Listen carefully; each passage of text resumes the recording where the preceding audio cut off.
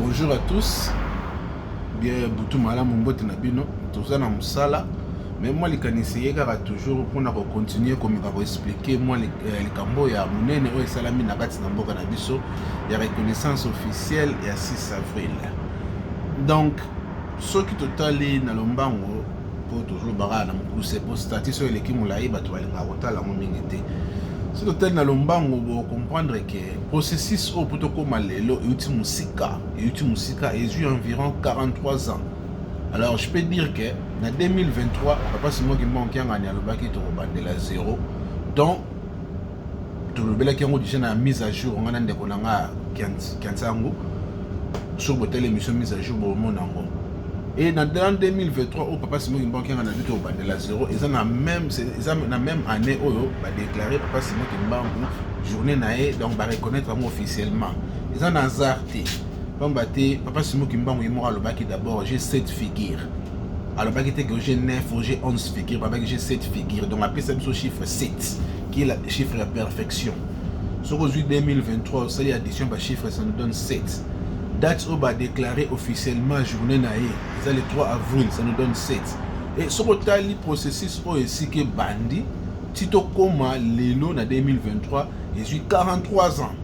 43 ans, c'est-à-dire de 1960 à 2023, ça nous donne 43 ans. Donc ça fait chiffre 7, il est sous au monde. Alors pourquoi 43 ans?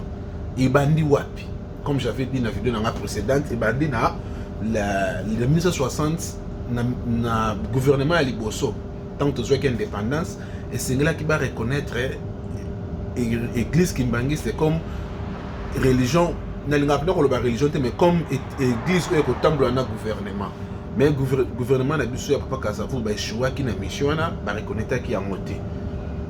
Après Bango, en 1965, papa Mobutu a eu comme président. Mobutu Yemoko a sala témoignage avant comme président. Ndenge papa Diangen d'Azalara Kolaka et a Rosala Mokonzi Munene, même na Ebembe papa Diangen da Mobutu a pu sa témoignage, Ndenge papa Simo Kimbangu. Papa Diangen na simba kaye na maboko et azola kaye. Mais le robot ming baye baraté jour où papa Diangen na tanga za ko la kaye, papa Simo Kimbangu était présent.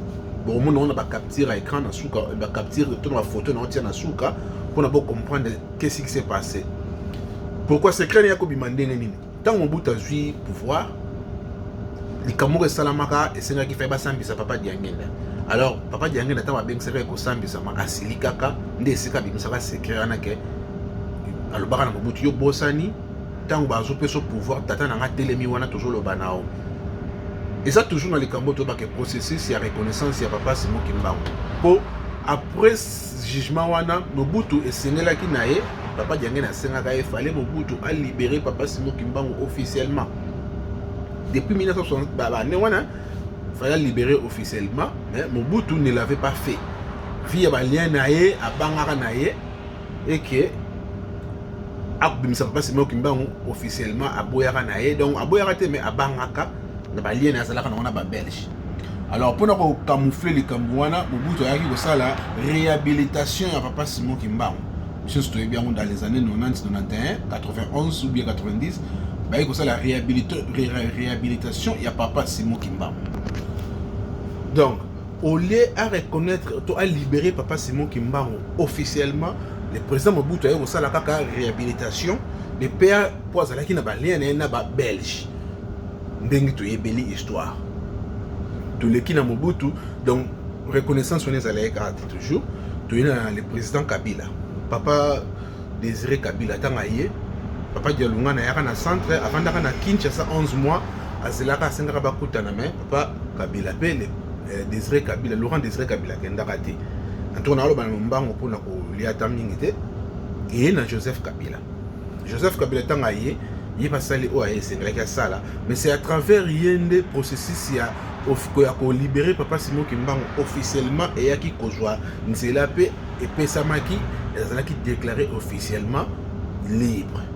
Nde touro yo to moni siko gouvernement ya touro yo et ko légaliser date wana pe ko reconnaître ngo mais souki wana te comme papa Simo Kimbangu qui a qui toko bandela zéro donc dès le début to photo zone appelé na li bandeli tant on a 1960 toujours qui indépendance fallait qui église bien spiritualité d'état et tambusana et tambolana gouvernement na biso et ça le kimbangisme alors toujours qu'on pousse en place wana toujours comme wana donc étape monsieur etikali ya wana église kimbangisi fait comme religion église d'état oyo ko tambola na gouvernement donc bozomona makolo eza na nzela omoni processus ndenge bandi donc de 1960 tito komi lelo 2023 43 ans exact toujours poussa na likambo nzambe zwaka tana yango ezaka na bandenge nango esalamaka mais toujours poussa na wana to bandi de na 1960 ba reconnaître été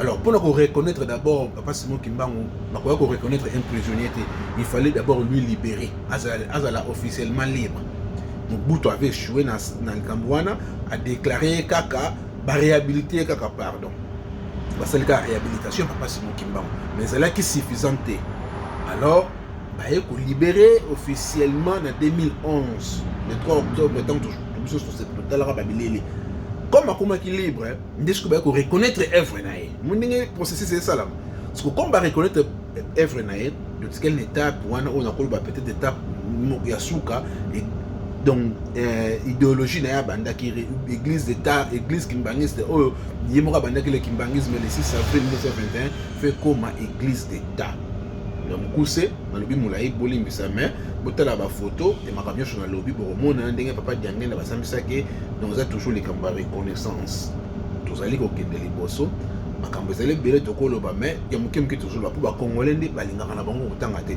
makambo na loba na banda ko publier yango banda 2017 mais bato batangaka te mais natsiki na ngabino bongo bonne journée à tous votre frère Wansonga Dikaza ya Jado ciao.